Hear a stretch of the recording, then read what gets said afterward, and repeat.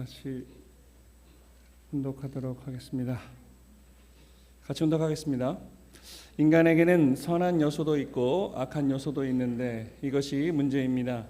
나라는 한 개체를 두고 보면 몸이 있고 마음이 있습니다. 그런데 이 몸과 마음이 언제나 화목하게 되어 있지 않습니다. 마음은 이렇게 가라고 하는데 몸은 언제나 마음이 가자고 하는 방향에 제동을 겁니다. 그리 가지 말고 이리 갑시다 라고 한다는 것입니다. 그렇기 때문에 지금까지의 역사 과정에 왔다 갔던 수많은 선지선열들은 마음과 몸을 어떻게 조정하느냐 하는 문제로 고심했습니다. 마음과 몸이 서로 하나 되지 못하고 하나는 동쪽으로 가려고 하는데 다른 하나가 서쪽으로 가려고 하면서 서로 상충된 결과를 추구한다는 것입니다. 마음이 가자고 하는 곳으로 가면 타락한 오늘날의 인간 세상과는 다른 곳으로 가게 되고 몸이 가자는 곳으로 가면 타락한 곳으로 가게 됩니다. 이 몸은 무엇을 먹여주면 더 잘 먹여달라고 하고 놀려주면 더 잘 놀려달라고 하며 남의 것도 모두 자기 것으로 만들려고 하고 자기 위주로 하여 나만 제일이라는 식입니다. 남은 아랑곳하지 않습니다. 마음은 몸과 반대입니다. 마음은 언제나 남을 위해서 희생하라고 명령합니다. 남을 위해 살아라. 불쌍한 사람을 도와줘라. 못 사는 사람이 있으면 도와줘라. 공식적인 입장에서 대중을 위해 몸을 바쳐라. 몸을 희생시켜라 라고 하면서 마음은 항상 몸과는 다른 방향으로 지도합니다. 천성경 461페이지 이하 말씀이었습니다. 식구 여러분 안녕하십니까? 또 한 주가 금방 지나갔습니다. 엊그제 예배 드렸던 것 같은데 어제도 이 예배 준비하고 말씀 준비하면서 우리 스태프들이 사무실에서 내일이 또 일요일이네 하면서 참 시간이 너무 빠른 것 같아요. 어떻게 매주 똑같은 인사말을 제가 어쩔 수 없습니다. 제가 다른 데로 가기 전까지는 매주 예배 때는 시간 얘기, 날씨 얘기 할 것 같습니다. 많이 더워졌습니다. 그리고 6월 달이 됐습니다. 벌써 우리 식구님들 더욱더 건강하셔야겠습니다. 특히 우리 선배님들 더우니까요. 이 에어컨 바람이랑 이 더운 또 햇빛이랑 이 왔다 갔다 하면 되게 힘든데 건강 관리 잘 하셨으면 좋겠습니다. 그리고 요즘 저는 우리 정복형 교회장 가정이 이제 이사 들어왔습니다. 지난 주중에 이사 들어와서 이제 완전히 우리 사람이 됐는데 제가 굉장히 힘들어졌어요. 저 가족 때문에. 교회장을 잘못 데리고 온 것 같아요. 저 3남매가 저를 할아버지라고 따라다니면서 제가 벌써 할아버지 수업을 하고 있습니다. 내 손주는 아닌데. 그래서 저도 열심히 우리 저 쌍둥이하고 막내 아들 같이 할아버지라는 소리 들으니까 아직 좀 적응이 안 되는데요. 할아버지 하면서 쫓아다니는데 그 주중에 유치원 다니는데 일찍 들어오면 꼭 제 방에 제일 먼저 와요.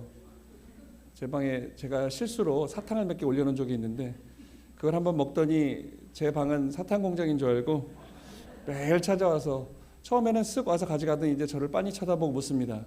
먹을 거 없어요? 이렇게. 네, 먹을 거를 좀 많이 준비해놔야 될 것 같습니다. 아무튼 즐거운 우리 여름이 됐으면 좋겠습니다. 건강한 여름이 됐으면 좋겠습니다. 그리고 이렇게 활짝 웃으시는 참 부모님의 사랑 안에서 우리 식구님들 더욱더 영유가 올라서 행복하시고 건강하셨으면 좋겠습니다. 오늘 말씀해 주시는 양심 앞에 겸손하라 라는 주제로 잡아봤습니다. 방금 훈동한 부모님 말씀 가운데 우리는 다 우리 원리 말씀을 통해서 또 아실 거예요. 몸과 마음이 우리는 존재합니다. 그리고 하늘 부모님이 우리 인류를 창조해 놓으시고 일일이 다 하나하나 간섭할 수 없으시니 양심이라고 하는 것을 우리에게 주셨다고 했습니다. 그 양심은 하나님이 그러니까 작은 하나님이죠. 하나님의 분신 같은 그런 내 양심을 주셔서 그 양심이 하라고 하는 대로 움직이면 즉 하나님의 말씀대로 움직이면 우리는 행복할 수 있고 큰 문제 없이 살아갈 수 있는데 타락으로 그 양심을 잃어버렸어요. 하나님을 중심한 양심을 잃어버렸어요. 양심은 있어요. 계속 지금도. 근데 우리 양심과 그 양심을 또 본심이라고도 합니다. 그 양심과 본심이 우리의 주가 돼야 되는데 타락으로 말미암아서 사탄을 중심한 사심이 생겼죠. 그러니까 아담 때부터 아담은 타락의 장본인이기 때문에 타락을 했기 때문에 오로지 하나님만 모시는 그런 자녀가 됐어야 되는데 사탄도 모시게 될 수 있는 두 주인을 섬기는 그런 존재가 되어버렸어요. 그래서 우리 인류 초창기 그 조상부터 마음 가운데 타락으로 말미암아서 사심을 품게 됐죠. 두 주인을 모시는 겁니다. 그래서 그 양심이 뭔가 지향하는 대로 움직이면 우리는 보다 하나님의 뜻대로 살 수 있는데 사심이 자꾸 나를 자극해요. 그죠? 오늘 아침에도 교회 갈까 말까. 그죠? 특히 뭐 우리 선배님도 괜찮은데 우리 저기 성학생들 고개 숙이고 저 기둥 뒤에서 잘 안 보이는데 성학생들 아침마다 그죠? 그래도 매일 오는 우리 뭐 은서나 저기 누구야 은비까비 또 원주 원희 이런 매일 보이는 친구들 또 저기 우리 인서 인정이 주원이 뭐 이런 친구들은 늘 열심히 나와요. 그러니까 습관이 됐을 거라고 생각이 돼요. 그죠? 아침에 교회 가자 그러면 네 하고 아닌가? 아침에 전쟁을 하고 오시나요? 근데 이제 대부분 그래요. 우리 딸 안 왔죠 지금? 왔어요? 우리 딸 기둥 뒤에 숨었나? 저는 이제 저 딸들은 잘 모르니까 우리 딸 아들을 보면 늘 일요일 아침은 전쟁이에요. 더 자고 싶은데 그러니까 아빠가 교구장이니까 또 제가 소리도 지르고 지금은 소리 안 지르는데 어렸을 때는 빨리 일어나. 오늘도 이제 제가 씻고 준비하는데 조용하길래 이제 다 씻고 준비하고 가서 문을 확 열는데 없더라고요. 씻고 준비하고 있더라고요. 그래서 우리는 늘 마음과 본심과 사심이 싸우고 있어요. 그죠? 헌금도 내가 10원을 더 해야 되는데 그래야 교회에 도움이 되는데 아니야 이거 내가 1,000원 더 하면 우리 가정이 조금 더 덜 먹어야 되는데 뭐 이런 고민 속에 우리는 늘 살아갑니다. 그래서 오늘 말씀의 주제가 우리는 그 양심이라고 하는 것은 하늘 부모님이 주신 나를 하나님의 말씀대로 이끄는 그런 길잡이인데 그 양심 앞에 우리가 겸손하면 내가 양심이 나를 자극하는 대로 나를 인도하는 대로 겸손하게 그 길을 따르면 우리는 어쨌든 승리할 수 있다. 어쨌든 발전하고 성장할 수 있다. 왜냐하면 이 하늘 부모님이 피조세계를 빚으셨기 때문에 그 절대 법칙 안에서 살아가면 우리는 건강할 수 있다라고 합니다. 몸이 안 좋아서 병원에 가요. 병원에 가면 제일 먼저 의사들이 물어요. 어제 뭐 먹었어요? 요새 뭐 하세요? 막 물어요. 요즘 생활 패턴이 어떤지 묻습니다. 왜 그러냐면 내가 어떻게 살아왔는지를 추적하면 이 병이 어디서 왔는지를 알 수 있거든요. 그러니까 우리도 마찬가지죠. 우리도 지금 이 양심이 시키는 대로 우리는 살아가는데 즉 우리는 하늘 부모님이 세팅해 놓은 이 절대 법칙 안에 살아가고 있어요. 누구도 거부할 수 없는 하나님을 믿지 않는 존재들까지도 거부할 수 없는 우리는 절대 이 세팅값 안에서 살아간다는 거예요. 아침엔 일어나야 되고요. 또 일을 해야 되고 밥을 먹어야 됩니다. 잠을 자야 되고 가정을 이루려면 엄마 아빠라고 하는 남자 여자가 있어야 되고 또 결혼해서 자녀를 낳으면 내 뜻과는 상관없이 아들 딸은 내가 점지하는 게 아니라 그 어떤 법칙에 의해서 점지가 되어진다라는 것이죠.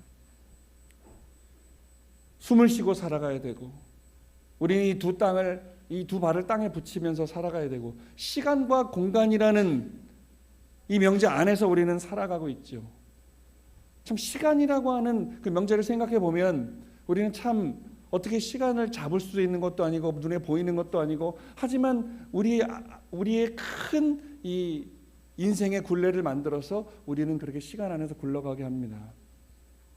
그러니까 눈에 보이지 않더라도 내 삶과 상관없다고 생각했는데 어느 순간 모든 이 피조세계 만물들이 하늘 부모님이 정해놓은 법칙대로 우리는 나와 상관이 있어진다라는 거예요. 예를 들어서 우리 자녀들이 말을 잘 들어요. 교회도 열심히 나가고 공부도 잘하고 부모님 말씀도 잘 듣고 축복도 잘 받고 근데 또 다른 가정은 축복도 안 받고 교회도 안 나오고 뭐 속을 세게 해요.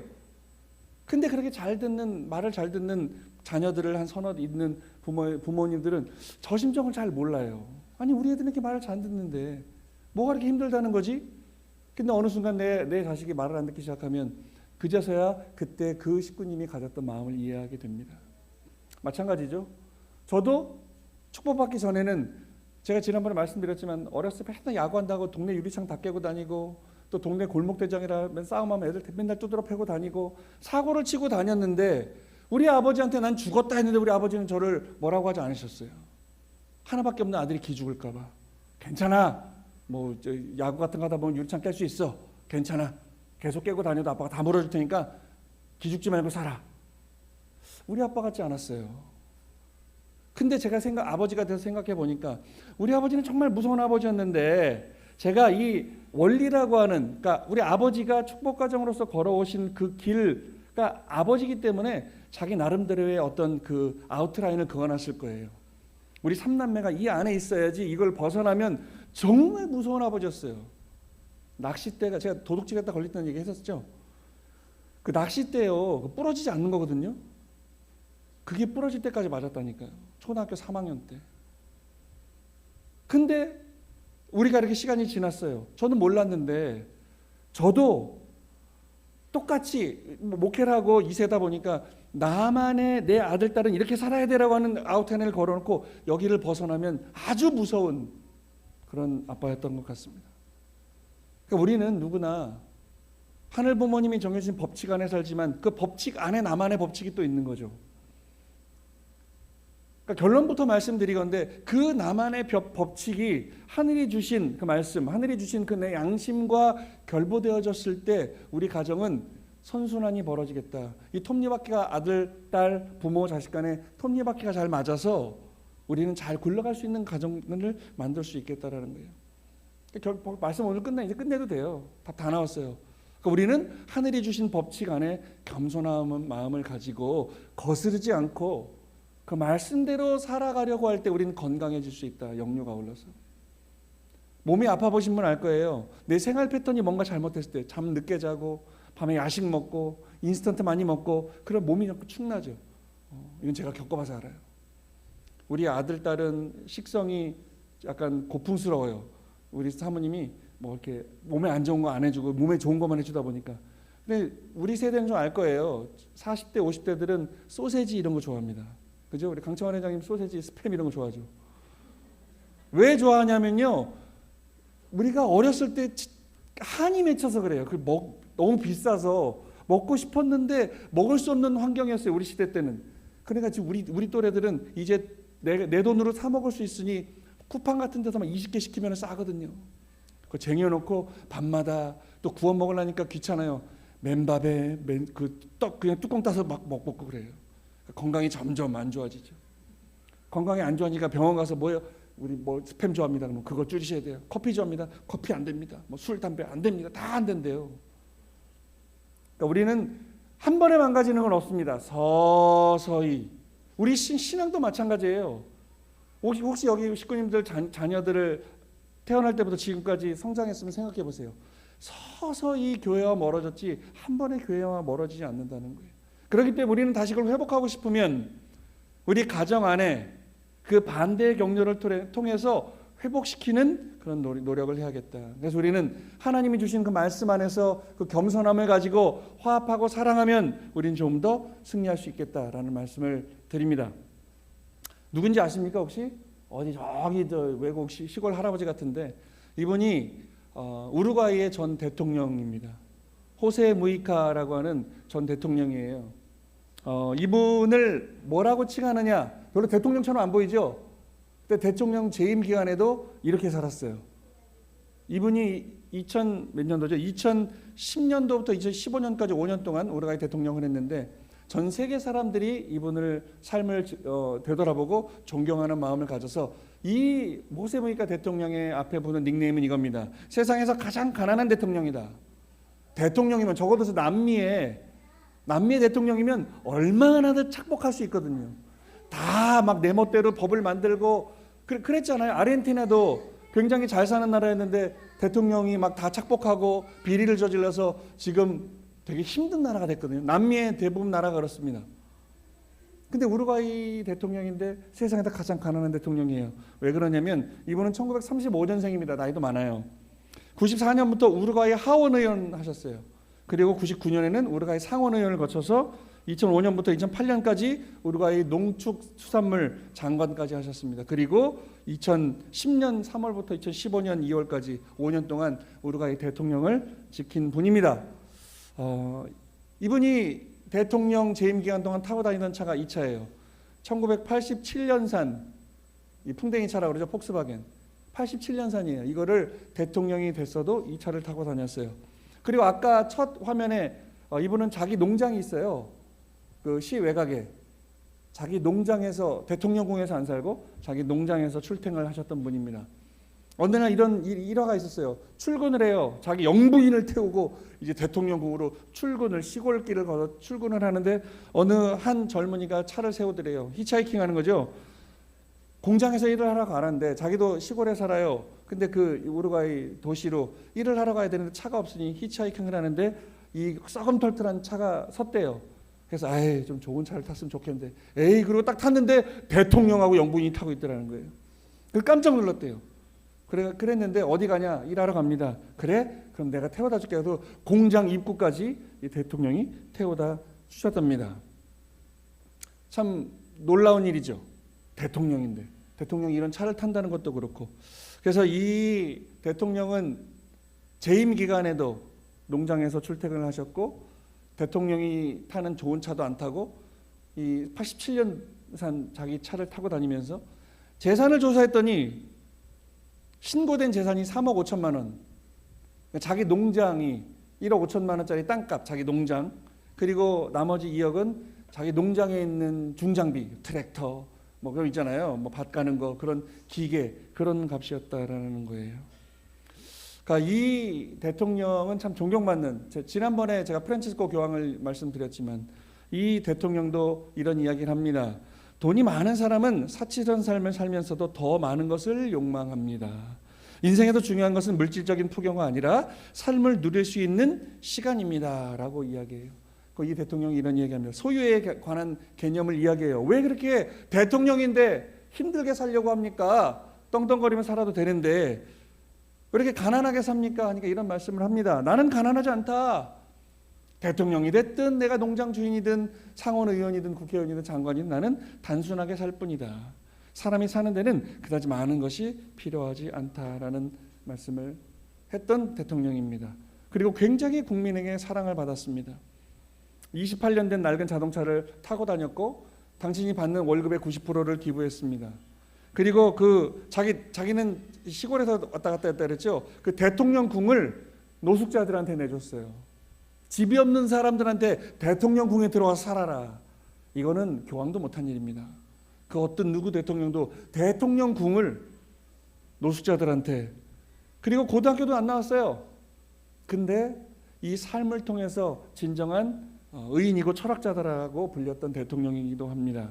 그리고 지난번에 말씀드린 그 프란치스코 교황이 이 우루과이 대통령 호세 무지카 대통령한테 당신은 정말 진정한 현자라고 존경한다고 말씀했던 그러한 대통령입니다.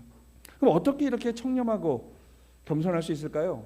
대통령인데, 한 나라를 내 멋대로 호령할 수 있는 대통령인데, 우리나라 대통령은 그렇게 못합니다. 선진국 대통령도 그렇게 못하는데 남미나 아프리카나 동남아시아 대통령들은 집권을 하면 법을 내 맘대로 바꾸고 모든 그 재물들을 착복할 수 있어요. 근데 이 대통령은 그렇게 하지 않았어요. 왜 그랬을까요?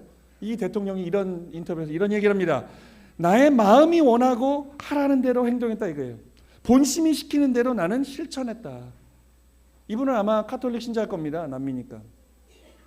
나는 내가 대통령이 됐다고 뭘 갖는 게 아니라 그냥 내 마음이, 아까 제가 서두에 말씀드렸던 우리 원리에서 말하는 그 본심, 하나님이 주셨다고 하는 그 본심대로 어려운 사람 있으면 도와라. 그럼 나는 돕고자 노력을 했고, 대통령이 됐어도 착복하지 말고 이 나라의 어려운 사람들을 위해서 살아라. 그래서 나는 그렇게 살았다라고 이야기합니다. 그렇습니다. 이 호세 무지카 대통령이 나의 마음이 원하고 하라는 대로 행동했고 나는 본심이 시키는 대로 실천했을 뿐이다라고 하는 그 말씀은 오늘 본문에서 말씀하셨던 부모님의 말씀과 일맥상통합니다. 마음이 가자고 하는 곳으로 가면 타락한 오늘날의 인간 세상과는 다른 곳으로 가게 되고, 몸이 가자고 하는 곳으로 가면 타락한 곳으로 가게 됩니다. 참 이 본보기를 아까 그 호세 무지카 대통령이 삶으로 보여주셨다고 생각이 되어집니다. 그냥 내 마음이 시키는 대로 했다. 나는 어려운 사람, 참 힘든 사람 도와주라고 내 마음이 움직여서 내 마음이 가는 대로 나는 몸을 끌고 갔을 뿐이다. 오늘 원리에서 말하는 하늘 부모님이 주신 그 원론적이고 본론적인 말씀과 그 말씀대로 실천하시는 분인 거죠. 내 마음이 저 사람 참 불쌍한데 내가 저 사람한테 하나 더 갖고 있으면 하나 더 주면 되는 거고. 맞습니다. 마음이 움직이는 대로, 마음이 주체잖아요. 몸은 대상이고, 몸은 살다가 육신 벗으면 썩어 없어져 땅으로 돌아가지만 우리 마음은 영원한 영계에 가서 영원한 삶을 살게 됩니다. 우리의 인생은 이 인간 세상에서 100년 정도는 그냥 잠시 거쳐가는 과정이랄 뿐이죠. 엄마 뱃속에서 10개월을 보내고 새로운 차원의 이 땅으로 태어납니다. 여기서 또 100년을 보내고 결국에 우리의 인생은 어디로 가느냐. 이 원리를 모르는 사람들은, 신앙이 없는 사람들은, 내 마음이 본질이 되지 않고 내 몸이 움직이는 대로 살아가는 사람들은 오늘 이 내가 늙어지고 이 인생 죽음은 끝이라고 생각해요. 하나님을 모르기 때문에 그렇죠. 우리의 본질을, 내가 어디서 왔는지를 깨닫지 못하니까 그냥 주어진 대로 내 멋대로 내가 가는 대로 내 몸이 원하는 대로 사는 거예요. 마약하고 내 멋대로 술 마시고 방탕하게 살고 뭐 묻지마 살인, 묻지마 폭행하면서 막 내 마음이 슬프다고 해서 막 가서 사람들, 약자들 두드러 패고 막 이런 일들이 비일비재하게 일어나는 겁니다. 근데 우리는 어디로 가요? 결국에 누구나 다 예외 없이 나이가 들고 육신은 땅에 묻어야 되고 우리의 영인체는 영계로 갑니다. 그러니까 우리가 누가 돌아가셨다고 해서 슬퍼할 필요가 없어요. 좀 아쉬움은 있지만 슬퍼할 필요는 없어요. 왜요? 우린 창조 원리대로, 창조 목적대로 우리는 시간 통해서 살아가고 있는 겁니다. 아까 우리 강창원 회장이 와서 제가 선배라고 했는데 솔직히 저는 강창원 회장은 별로 좋아하지 않아요. 저랑 그렇게 뭐 학교 다닐 때 친하지 않았어요. 사모님이 친했어요, 저랑. 우리 조하연 부회장 2년 선배예요, 저분이. 제 2년 후배고 같이 우리 저 동아리 했는데 조하연 부회장은 별로 안 좋아할 수도 있겠네. 선배였으니까. 근데 저는 참 우리 사모님 또래들을 참 제가 이뻐했습니다. 왜냐하면 왜 이뻐했는지 아세요? 저를 많이 따랐거든요. 우리 오빠 최고라고 저를 많이 따랐어요. 저 동기들이. 그래서 저도 되게 이뻐했어요. 근데 시간이 돌고 돌다가 지금 우리 교회로 왔어요. 또 어저께 우리 강창환 회장이 선언했습니다. 저희 가족은 다 수원대교회로 옮기겠습니다. 박수 한번 주세요. 네. 지금 우리 수원대교회 식구가 자꾸 늘어나는 거 아십니까? 한 이번 달에만 벌써 12명이 늘었어요. 우리 13명이네요. 정복형 가정 5, 우리 강청원 가정 7. 얼마나 모범적인 2세들입니까? 적어도 셋, 막 5을 낳았어요. 참 우리 수원대교회는 많이 여러 번 말씀드렸지만 지금 효동부가 다 없어지고 있는데 우린 자꾸 늘어나요. 뭐 셋, 넷, 5명 그래, 우리 아이들도 계속 태어나고. 그렇습니다. 우리는 이렇게 시간이 흘러가요. 엊그제 대학교 입학해서 제가 저 사모님을 고3 때 봤어요. 고3 수련 때 제가 스텝하면서 너는 뭐 어느 학교 가니? 뭐 이러다가 알게 돼서 같이 동아리도 하고 지금 한 30 몇 년 지난 거예요. 33년 지나 버렸어요. 엊그제 같은데. 그렇게 우리 시간이 지나갈 겁니다. 우리 엊그제 우리 조하연 부회장 다 학생이었어요. 우리 학생 뭐 오빠 동생 하다가 지금 뭐 맨날 교구장님 뭐 이러고 있는데. 그럼 우리 애들도 다 커버렸어요. 저도 곧 이제 할아버지 수업하고 있지만 진짜 할아버지가 곧 될 겁니다. 우리 여기 식구님 선배님들 엊그제 통일교 들어와서 뜨겁게 막 그죠 그렇게 했는데 벌써 이제 할아버지가 돼 버렸어요. 머리 백발이 되시고. 그래요. 우린 창조의 원리의 법칙 안에서 살아가고 있어요. 그렇기 때문에 하나님이 우리가 뭐라 그랬어요? 마음이 움직이는 대로, 내 양심이 움직이는 대로 살아라. 그럼 우리는 어떻게 하면 내 마음이 가자는 대로 갈 수 있을까요? 방법을 가르쳐 주세요. 그럼 적어도 오늘 우리는 신앙을 하는 사람, 우리 식구님들에게 적용될 수 있는 이야기를 저는 목회자니까 해드리고 싶습니다. 어떻게 하면 우리 마음이 가자는 대로 살 수 있을까? 그럼 우리 신앙의 기본으로 돌아가면 됩니다. 우리가 신앙에 하는 그 가장 기본으로 돌아가자는 거예요. 뭐 거창한 거 우리가 뭐 100명을 전도하고 뭐 1000일국을 안착하고 이런 거 말고요. 그거는 저 먼 얘기고 정말 오늘 이 시간 내가 신앙인으로서 참부모님을 만난 축복가정으로서 할 수 있는 가장 신앙의 기본은 돌아가자. 뭐 해야 돼요? 예배 잘 오시고 헌금 생활 잘 하시면 돼요.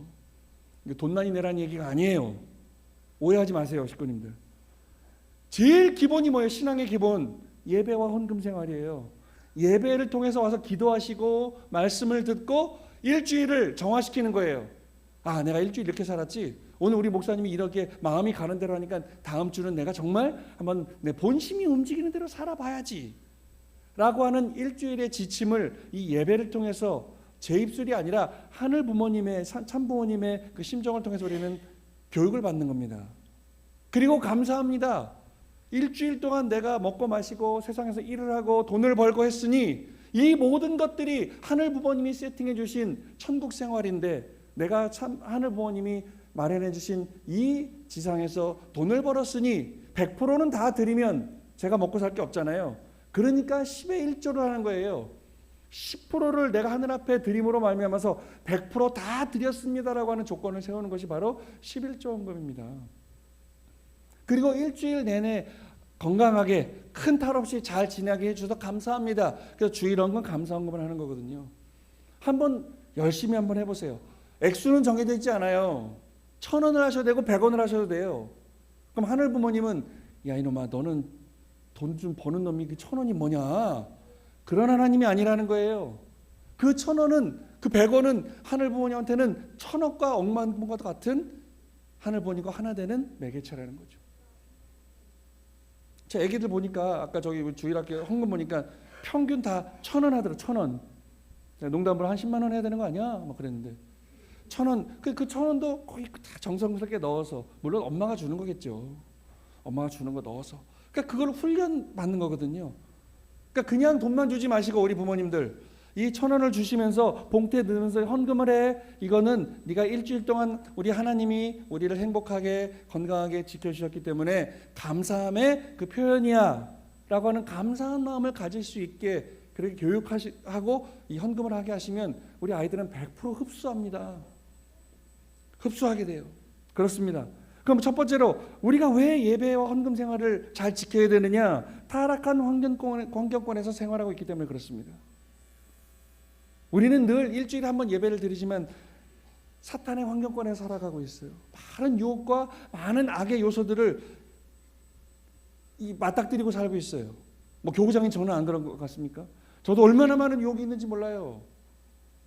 하지만 우리가 이 일주일에 이 유혹을 떨쳐내고 예배 와서 이런 일이 있었습니다. 기도로 고백하고 또 말씀을 듣고 다시 결의하고 또 한 주를 살아가는, 어떻게 보면 이 예배는요 우리를 적어도 신앙인들이 살아가게 하는 배터리와 같은 거예요. 배고프면 밥을 먹어야 돼요. 밥을 왜 먹어요? 배고프니까 밥을 먹는 게 아니라 본질은 내 영유가 올라서 나를 움직이게 하는 원동력, 그 배터리를 주는 거거든요. 그 밥을 먹어야 우리가 힘이 나잖아요. 마찬가지예요. 내가 신앙을 가지고 한 주를 살아가게 하는 그 배터리, 너무 좀 배터리, 그렇죠. 근데 우리 배터리가 좋아요, 그죠? 배터리 같은 역할을 하는 거예요. 이 예배가 새로운 나의 영적인 배터리를 충전하고 가는 거죠. 그렇습니다. 그리고 감사합니다. 그 배터리를 공짜로 받으면 안 돼요. 효과가 없어요. 그러니까 또 헌금 생활도 하는 거죠. 두 번째로 참부모님을 만나고 축복받아서 창조 완성을 이루기 위해서 우리는 예배를 드리고 헌금 생활을 한다 이게요. 왜요? 이 예배와 헌금 생활을 통해서 나는 사탄에게 선포하는 겁니다. 식구님들 일요일날 힘들지만 씻고 준비하고 목욕제게 옷 입고 이 예배 아침에, 차라리 이 예배가 좀 오후에 있었으면 좋겠는데, 그럼 좀 널널하게 올 수 있을 텐데. 오는 이유가 사탄의 유혹과 혈통을 끊어내는 거예요. 사심이 뭐예요? 가지마, 예배 가지마, 계속, 그죠? 자꾸 조건을 만들어요. 약속을 만들려고 하고, 그죠? 근데 그걸 떨쳐내고 예배 왔을 때 하늘은, 여러분이 느낄 수 있는지 없는지 모르겠지만 하늘은 우리에게 놀라운 축복을 주시는 조건을 우리가 만드는 겁니다. 그 조건, 제가 저번에 말씀드렸어요. 여러분 복권 사십니까? 로또 복권을 사시는 분은 814만 분의 1의 가능성이 있다는 거예요. 당첨될 수도 있어요. 근데 사지 않으면 그냥 제로예요. 제로와 814만 분의 1이 얼마 차이가 있을지 모르겠지만 그래도 내가 내 돈을 들여서 복권을 샀다? 나는 당첨될 자격이 있는 사람입니다. 사지 않았으면 그 자격이 아예 없는 건데, 마찬가지예요. 오늘 내가 예배를 왔어요. 하나님 말씀을 듣고 헌금 생활을 했어요. 나는 어마어마한 어떤 시기가 됐을 때 하나님이 축복을 주실 때 그 축복을 받을 수 있는, 어마어마한 복을 받을 수 있는 조건을 가진 자격이 있는 사람이다라는 겁니다. 세 번째로 말씀을 통해서 하늘과 더 가까워지기 위해서 우리가 1 더하기 1은 2라는 걸 어떻게 알아? 1은 2, 2는 4, 2, 3은 6, 9, 9단 언제 배워요? 초등학교 들어가서 배워요. 왜 구구단을 배우죠? 굳이 안 배워도 되잖아요. 근데 우리 어렸을 때 구구단 배웠잖아요. 우리 어렸을 때는 책받침 뒤에 구구단 있었잖아요. 그죠? 맨날 외우는 거야. 1학년 때는 안 배웁니다. 2학년 때. 이른이 그게 안 외워져가지고 막 급병명이 맞고. 저도 아버지한테 7단이 아니어지래요. 7단이. 6, 9, 54, 7일은 7, 7이 14, 7, 3. 이놈의 새끼. 꿀밤 한 대 맞고. 7단이 아주 그냥 저한테는 걸림돌이었어요. 근데 걸림돌을 딱 넘어가니까 이제 왜 구구단을 외우냐는 거예요. 구구단을 외우니까 우리가 50년, 60년 살면서 얼마나 편하게 살았어요. 그죠? 야, 이거 예를 들어 초콜릿을 먹는데 지금 10명 있으니까 한 3개씩 먹으면 되지. 그럼 30개 사면 되겠네. 어떻게 30개를 그게 나와요? 제가 말씀드린 적 있죠. 제가 초등학교 1학년 때 우리 아버지가 밤에 우리 큰 누나한테 순영아 가서 오뎅 좀 사와라. 아빠 몇 개 사와요? 한 사람이 2개씩 먹으면 되겠지. 그럼 몇 개 사오면 되겠네요? 충격이었어요. 아니 아빠는 한 사람이 2개씩 먹자는데 그게 어떻게 10개가 딱 나오냐는 거예요. 우리 큰 누나한테 물어봤어요. 그때는 이제 언니라고 불렀어요. 언니 그게 어떻게 딱 나와? 그랬더니 너도 이제 2학년이 되면 구구단을 배울 거야. 그러면 2, 5, 10 딱 나와. 나는 못할 것 같은 거예요. 안 해봤으니까 나는 죽어도 못할 것 같아요. 근데 2학년이 돼서 그 구구단을 외우니까 결국에 나도 되더라고요. 그러니까 이 이야기는 뭐예요? 우리가 인생을 살면서 고학년이 되고 대학교를 가고 졸업하고 직장을 가고 많은 사람과 많은 체험을 하고 결혼을 하고 자녀를 낳고 자녀를 키워보고 그 자녀가 속도 썩이고 자녀가 나한테 효도하는 그 모든 희로애락의 감정을 느끼면서 우리 성장해 가지 않습니까? 우리가 어른이라고 하는 것은 많은 것들을 젊은이들보다 많은 것을 겪었기 때문에 우리는 어른이라고 하잖아요. 우리 여기 적어도 37가정, 43가정 선배님 이상, 그러니까 80이 넘으신 분들은 6.25 전쟁을 겪으셨죠? 그죠? 이영모 원사님 6.25 때 어렸지만, 그죠? 이거는 우리 저 선배님들하고 우리는 너무나 큰 이 세월의 아니면 이 경험의 차이를 갖고 있을 겁니다. 우리는 뭐 전쟁 영화에서만 봤지 총탄이 빗발치는 그 어리셨지만 상상할 수 없는 거거든요. 배고픔을 겪어봤니? 우리 여기 선배님들은 참 먹을 게 없어서 며칠씩 굶고 그랬어요. 진짜 60년대 70년대는. 저기 있는 젊은이들이 밥을 굶었다라는 게 이렇게 먹고 좋은 세상에 우리 딸 뒤에 앉아있네. 우리 딸한테 우리 할아버지가 아마 기억 안 날 거예요. 저놈이 5살 때인가 우리 아버지는 꼭 가면 일로 와봐 이놈들아. 우리 아버지한테는 손주가 딱 둘밖에 없거든요. 우리 누나들이 시집을 안 가가지고. 그럼 또 옛날 6.25 때 얘기해요. 우리 아버지는 또 이놈들아 밥 남기지 마. 할아버지는 옛날에 쌀이 없어서 밥이 없어서 밥을 못 맨날 굶었어. 그러니까 저 딸내미가 할아버지 바보 라면 끓여 먹으면 되지 그러더라고요. 모르니까 겪어보지 않았으니까. 그렇죠? 우리는 말씀과 늘 이 말씀을 통해서 하나님과 가까워지기 위해서 오늘 우리는 이 예배를 드립니다. 그리고 내가 힘들게 벌어서 온 그 돈을 이 교회의 뜻을 위해서 하늘 뜻을 위해서 헌금을 합니다. 마지막에 이 참 말씀 좋은 것 같아요. 예배는 하늘 앞에 겸손해지는 시간이고 헌금은 하늘 앞에 겸손함을 실천하는 행동이다 라는 보훈의 말씀이 있습니다. 예배는 우리가 하늘 앞에 이렇게 고개 숙이고 기도하고 나의 뭔가를 고백하고 또 뭔가를 갈구하는 겸손해지는 시간이고 그 헌금은 내가 하늘 앞에 그 겸손을 실천하는 행동이다.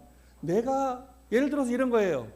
제가 10만 원을 벌었는데 10,000원 헌금하기는 쉬워요. 그죠? 이해가 되시죠? 제가 10만 원을 벌었는데 10,000원 정도 헌금하기 쉽다니까. 근데 10억을 벌었어요. 똑같이 11조인데 1억 하실 수 있겠어요? 제가 그런 얘기 많이 해요. 제가 갑자기 10억을 벌었다 이거예요. 근데 10만 원 벌 때 10,000원은 쉽게 11조를 다 당당하게 저는 11조를 합니다라고 했는데 내가 10억을 벌었는데 그 1억을 딱 띄어서 헌금할 수 있는 식구가 몇 명이나 되겠어요? 솔직히 쉽지 않아요. 저는 본 적이 없어요. 돈을 많이 번 식구는 몇 번 봤는데 그렇게 헌금하는 식구는 못 봤어요. 그러니까 오늘 양심 앞에 겸손하자는 말씀의 주제가 그거예요. 하나님이 주신 그 말씀대로 내가 어떤 상황에 있든 그 조건대로 실천하고 사는 것이 쉽지 않다. 그래서 우리는 예배를 빼먹으면 안 된다. 오상진 교구장이 설교를 잘한다 못한다 이게 중요한 게 아니라 오늘 내가 이 예배를 통해서 찾아왔다. 하늘 부모님과 하나 됐다. 나는 오늘 예배를 통해서 기도를 하고 영적인 그런 커넥션이 이루어졌다. 하늘 부모님과. 이게 중요한 것이지. 로또를 내가 5,000원 주고 10개를 5개를 샀다. 그 샀다가 중요한 것이 당첨되나 안 되나 그거는 나중의 일입니다. 내가 오늘 예배를 통해서 또 그 헌금을 하며 손을 넣는 그 정성을 통해서 오늘 나는 하늘 부모님의 자녀입니다. 나는 참 부모님의 축복받은 자녀입니다라고 나의 스스로를 세상 앞에 증명하는 것이 오늘 예배와 헌금 생활이다. 말씀해 주는 양심 앞에 겸손하라고 했습니다. 그럼 양심이 뭐냐? 양심은 하늘 부모님께서 우리에게 주신 하늘 부모님 대신 주신 것이라 그래요. 원리에 어떻게 나와 있냐면요. 양심과 본심. 본심은 성상적인 거고, 그러니까 마음적인 거고, 양심은 형상적인 거라고 그랬어요. 같은 말이에요. 본심과 양심은 같은 건데, 본심은 성상적인 거고, 양심은 형상적인 거다. 뭐냐? 본심은 하늘이 주신 마음이다. 그 본심을 중심하고 내가 실천해내는 그 액션, 그게 양심이다라는 것이죠. 그래서 우리는 양심이 시키는 대로 살아야 됩니다. 뭐 이건 제가 뭐 강요하지 않아도 아마 식구들 누구나 다 잘 아실 거예요. 내 마음이 원하는 대로, 마음이 움직이는 대로, 내가 저 사람을 돕고 싶은데, 내가 뭔가 헌금하고 싶은데, 아니면 누가 길 가다 어려운 사람 있으면 뭔가 하고 싶은데, 길 가다가 쓰레기 있으면 저걸 줍고 싶은데, 그럼 주스면 되는데 그 다음 거를 생각해요. 우리는 저거 주스면 손이 더러워져, 또 씻어야 돼, 딱 아우 귀찮아, 누군가가 줍겠지. 이게 오늘 우리의 모습입니다. 그래서 우리의 신앙이 성장하는 최고의 방법은 뭐라고요? 신앙이 성장하는 최고의 방법은 하늘 앞에, 참부모님 앞에, 섭리 앞에, 식구들 앞에 겸손한 겁니다. 나는 항상 부족한 사람입니다. 나는 항상 하늘 부모님이 시키는 대로, 하늘 부모님의 말씀대로 살아가기에 노력하는 아주 작은 존재입니다라고 하는 겸손함을 가질 때 진짜 우리는 성장할 수 있다. 그 프란치스코 교황이 왜 위대한 교황으로 존경을 받습니까? 266대, 이번에 267대 교황이 됐는데 그 266명의 가운데 가장 존경받는 교황이 프란치스코 교황으로 뽑혔어요. 교황은 모든 걸 갖고 착복하고 사람들을 옛날에 막 죽이고 예수님의 이름으로 그랬지만 그분은 모든 걸 내려놓고 가장 낮은 자리에서 실천하셨던 분이거든요. 아까 제가 처음에 소개해드렸던 그 호세 무이카 대통령도 적어도 남미라는 이 대륙에 사는 대통령들은 다 착복하고, 그 베네수엘라가 세계 석유가 두 번째로 많이 나오는 국가였는데 막 그 대통령이 잘 살 때 막 뿌리고 막 복지 정책하고 막 쓰고 착복하고 해가지고 지금 베네수엘라 나라가 지금 망했잖아요. 거의. 베네수엘라에서 계란 하나를 살려면 돈을 얼마나 가져가야 되는 줄 알아요? 리어카로 한 리어카 싣고 가면 계란 하나랑 휴지 한두 마리 준답니다. 그렇게 돈의 가치가 망해서 떨어져 버렸어요. 그러니까 우리가 성장하는 방법, 누구나 다 인정받고 싶잖아요. 누구나 다 어려운 사람 돕고 싶은 마음이 있잖아요.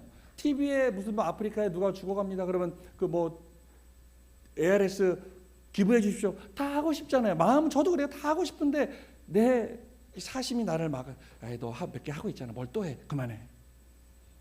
그런 거거든요.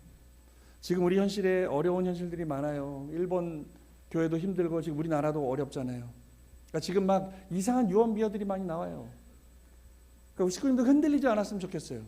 우리 식구들 안에서도 이 현상을 바라보면서 해석하는 내용이 다 달라요. 자의적 해석하지 마시고 오늘 부모님께서 주시는 말씀 아니면 협회나 천문에서 주는 그 말씀에 귀를 기울이는 게 맞아요. 그러니까 이상한 말씀, 어머님 말씀도 이날 하신 거 저날 하신 거 짜집게 가지고 어머님이 이렇게 말했다고 막 지금 영상 요새 AI가 다 편집해주고 있거든요. 그러고 앉아 있어요. 지금 뭐 TV 나오는 그 뭐 우리 전 누구예요? 그 윤영호 씨가 했던 그건 그 사람이 잘못 판단하고 그 사람의 잘못이지 그게 어머님의 잘못입니까? 그게 우리 교회 모든 식구들의 잘못입니까? 그럼 우리는 문 닫아야죠.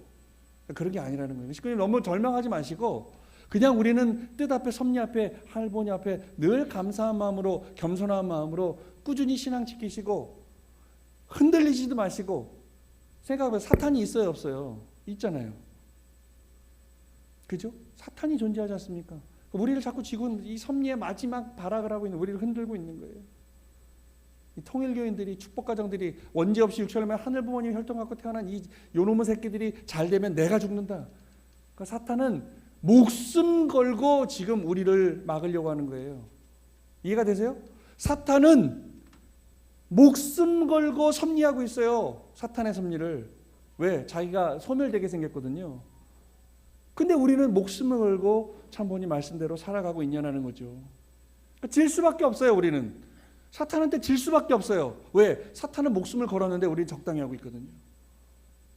그러니까 이 어려운 일들을 우리는 왜 겪어야 되는 거예요? 우리가 내 양심과 본심이 지향하는 대로 살면 사탄은 자연적으로 소멸하게 돼 있다. 그러니까 결론은 우리가 왜 힘들어요? 겸손하지 못해서 그렇다 이게. 내 뜻 앞에, 참부모님 앞에, 우리 이 신앙 앞에, 우리 교회 앞에, 우리 식구들끼리 서로 겸손하지 못하니까 트러블이 생기고 서로 싸우고 있는 거예요. 지금 이제 뭐 내일 모레인가요? 대통령 선거가? 뭐 여기 계신 식구님들도 누구 편 다 있죠? 그러면 우리는 한 곳을 바라보는데 왜 다 편이 나눠져 있죠? 왜 이 사람이 돼야 된다, 이 사람이 돼야 된다, 서로 다른 주장을 하고 있죠? 아까 좋은 이천 장로님 기도에 나오죠. 참부모님 분명히 우리한테 두익사상이라고 가르쳐 주셨는데 왜 우리는 좌익 우익에 편중돼서 거기에 현혹되어 가고 있죠? 그렇지 않습니다. 우리 편은 누구도 없어요. 보다 우리 섭리와 가까운 사람, 우리와 가까운 사람 없다니까요. 우리 핍박받고 있잖아요. 사입이라고, 이단이라고. 보다 우리와 가까운 사람. 보세요. 그 아담과 해와가 타락했어요. 하늘부모님 그 당대의 복귀 섭리를 다시 시작하셨어요. 믿음의 길에 실체의 길을 이루어야 돼요. 그죠? 그리고 이 가인과 아벨, 아담을 그러니까 선과 악을 분립해서 쪼개서 나눠야 되는데 아담을 쪼개버리면 죽으니까 어떻게 하셨어요? 아담의 자식 중에 가인과 아벨을 선과 악의 표시체로, 그죠? 그러니까 가인이 열받은 거예요. 왜 나는 악의 표시체입니까? 제 아벨, 내 동생은 왜 하나님 편, 나는 왜 사탄 편입니까? 라고 질문했겠죠. 그러니까 네 의지와 상관, 너는 네 엄마가, 그러니까 가인과 아벨이 선과 악의 채로 분리된 이유는 해와의 사랑이 보다 첫 번째 사랑, 누시엘과 사랑했던 게 올바른 사랑이냐, 아니면 아담과 타락하게 올바른 사랑이냐, 둘 다 올바르지 않았죠? 근데 원리에는 뭐라고 나와 있어요? 아벨이, 해와의 두 번째 사랑인 아벨이 선하게 표시를 했던 이유는 그래도 다 잘못된 타락이지만 아담이 원래 네 상대였거든. 하나님의 뜻. 그러니까 보다 선한, 그게 선하다는 게 아니라 이 악한 것보다는 선하기 때문에 그 조건을 주신 거거든요. 마찬가지입니다. 오늘도 우리 어떤 정치인들을 뽑아야 됩니까? 보다 하늘과 가까운 사람, 우리의 심정과 가까운 사람을 뽑아야 돼요. 근데 없는 것 같아요. 내일 투표하지 마세요. 또 이거 나가면 또 통일교회 경기남부 교구장이 신도들 앞에 투표하지 말라 그랬다고 또 이제 막 잘못 짜집기 해서 내보내면 저는 이제 또 아웃이죠. 그러니까 이런 거예요. 오늘 무서운 세상이 됐어요. AI가 내가 여기서 이 말하면 그걸 짜집기 해서 안 좋게 내보내는. 그죠? 우리는 겸손해야 됩니다. 겸손은 뭐예요? 모든 것을 이길 수 있는 최고의 무기가 겸손이라고 부모님께서 말씀하셨습니다. 참부모님의 참된 자녀들이, 우리는 어떤 자녀들이 되어야겠습니까? 뜻 앞에, 참부모님 앞에, 양심 앞에 겸손한, 그래서 늘 감사한 마음을 가지고 사는 우리가 되어야겠습니다. 오늘 본문의 말씀입니다. 마음과 몸이 서로 하나 되지 못하고 하나는 동쪽으로 가려고 하는데 다른 하나가 서쪽으로 가려고 하면서 서로 상충된 결과를 추구한다는 것입니다. 마음이 가자고 하는 곳으로 가면 타락한 오늘날의 인간 세상과는 다른 곳으로 가게 되고, 몸이 가자는 곳으로 가면 타락한 곳으로 가게 됩니다. 분명히 참 부모님께서는 우리에게 어디로 가야 하는지 답을 정해 주셨습니다. 하지만 우리는 겸손하되 실천하는 데는 겸손하지 말자 이거예요. 더 많이 나가서 실천하는 데는 겸손하지 않는 우리가 됐으면 좋겠습니다. 마지막으로, 이번에 축구 좋아하십니까? 저는 축구, 우리 손흥민 축구 좋아하는데, 어쨌든 이 축구 변방 국가에서 세계 최고 선수가 나온 거잖아요. 17년 동안 우승을 못했는데 이번에 우승했죠. 더 웃긴 건 뭔지 아세요? 리그에서는 꼴등했는데, 그러니까 뭐 강등 안 된 팀 중에 꼴등인데 UEFA 리그를 우승해 버렸어요. 근데 더 웃긴 거는 그 우승 못했을 때는 꼴등이니까 손흥민 이제 뭐 늙었다, 에이징 커브가 왔다, 쫓아내야 된다, 뭐 연봉이 너무 많다 그랬다가 우승 딱 하니까 완전히 바뀌었어요. 우리 클럽의 전설이고 3대 전설이다 막 하고 있어요. 왜 그럴까요? 그러니까 그 하나의 조건이 중요하다는 겁니다. 우리가 하늘 앞에 어떤 조건을 세우고 내가 하늘 부모님의 자녀입니다, 참 부모님의 자녀입니다, 그 겸손한 마음으로 살아가는 그것이 중요한 것이지, 그러니까 트로피가 중요한 게 아니라는 거예요. 왜 손흥민 선수가 지금 인정받고 있는지 들어보셔서 아실 거예요. 세계에서 천문학적인 돈을 받고 세계 뭐 몇 대 스트라이커 안에 들어가고 이 말도 안 되는 아시아에서 최고 리그 득점왕도 받고 뭐 그 해 최고 골 넣은 그 명장면 상도 받고 뭐 어마어마하게 받았거든요. 근데 가장 이슈가 되는 것은 손흥민은 참 겸손하다 얘기예요. 내가 이렇게 세계적인 선수가 됐으면 막 거들먹거리고 말이야, 내 멋대로고 뭐 다 치워, 내가 싫어, 막 이렇게 사는데 손흥민은 늘 겸손한 거예요. 인터뷰를 하고 마이크도 그냥 이렇게 던지거나 이렇게 놓고 가는데 손흥민 두 손으로 마이크도 놓고 인사하고 나가고, 서양에서는 볼 수 없는 그런 인성을 갖고 있는 사람. 그러니까 손흥민 때문에 지금 한국 문화가 많이 이슈가 되고 있어요. 왜 저 선수 저렇게 겸손할까? 그리고 그 아버지의 교육이 또 이슈가 되고 있어요. 아버지는 항상 너보다는 다른 사람을 먼저 생각해야 되고, 너보다 못하는 사람을 격려해 줘야 되고, 겸손해라 라는 교육을 받았다고 합니다. 그렇습니다. 우리는 항상 겸손하되 그 말씀을 실천하는 데는 겸손할 필요가 없다라는 말씀을 드리고 싶습니다. 사랑하는 식구 여러분, 우리 겸손했으면 좋겠습니다. 그리고 참 사랑으로 서로를 위하는 마음으로 이 어려운 상황을 잘 이겨내야겠습니다. 우리는 할 수 있습니다. 왜요? 우리는 세상이 망각하고 있는 하늘 부모님이 주신 절대 법칙을 알고 그 법칙을 지키려고 노력하는 사람들이기 때문에 우리는 승리할 수밖에 없어요. 우리는 이길 수밖에 없고 우리는 잘 될 수밖에 없는 존재입니다. 마지막으로 한 말씀 드리고 싶은 것은, 여러 번 말씀드렸지만 하늘이 어마어마한 축복을 주시기 전에는 어마어마한 시련이 있었다는 복기섬 역사를 우리는 기억합니다. 또 하나님이 어마어마한 축복을 주셨을 때 우리는 더 큰 또 탕감과 환난을 겪은 모습을 보게 됩니다. 그렇다고 한다면 우리는 지금 어려움 가운데 있습니다. 범국가적인 세계적인 핍박을 받고 있어요. 우리는 그럼 어떤 마음을 가져야 될까요? 에이씨, 나는 떠나야지, 이거 사입이다, 이게 아니라, 오히려 핍박받을 수 있는 큰 희망을 가졌으면 좋겠어요. 야, 어마어마한 축복이 이제 우리한테 오겠구나라고 하는. 그럼 그 축복 받을 준비를 해야 됩니다. 복권이 당첨되려면 복권을 사야 됩니다. 우리가 그 하늘보의 축복을 받으려면 우리가 축복받을 수 있는 삶을 살아야 된다는 말씀을 드리고 싶습니다. 그러니까 오늘 이후로 또 집에 가서 수고했어요, 사랑합니다, 우리 식구님들끼리 나갈 때도 사랑합니다, 건강하세요, 이런 말 한마디 돈 드는 거 아닌데 참 우리 통일교회 식구들은 그 말이 어려워요.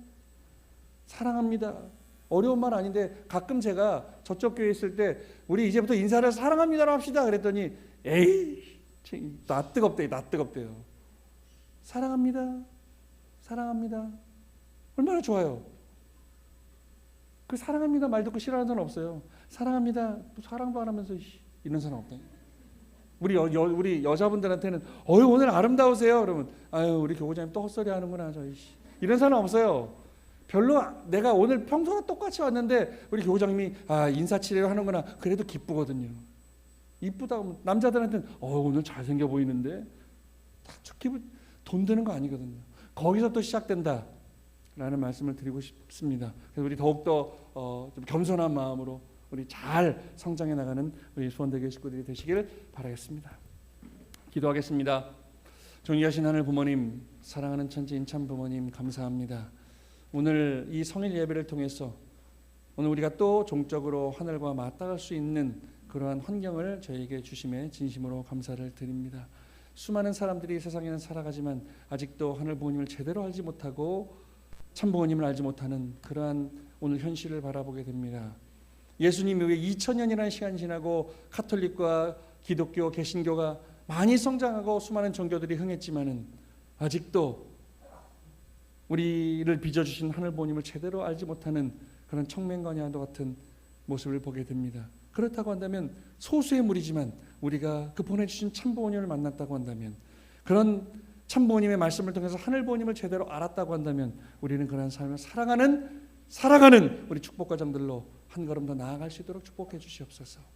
우리 마음이 원하는 대로, 하늘 부모님이 허락하신 내 본심이 지향하는 대로 살 수 있는 용기와 강하고 담대함을 허락하셔서 여기에서 오늘 예배드리는 수많은 우리 축복가정들이 거듭나고 부활하고 부흥하고 집 나간 자녀들이 다시금 복귀되어지고 회귀되어져서 부모님 중심하고 새로운 역사를 만들어가는 새 시대의 역사를 출발시키는 선구자 역할을 다할 수 있도록 축복해 주시옵기를 간절히 빌고 원하면서 우리 참 어머님의 성순광 지켜주시고 영계 계신 아버님을 움직이는, 그래서 기적의 역사를 만들어내는 우리 축복가정들로 축복해 주시옵기를 간절히 빌고 원하면서 이 모든 말씀을 홀리마다하늘 모신 축복가정 오성진의 이름으로 간절히 감사하며 보고하려 싸움나이다. 아주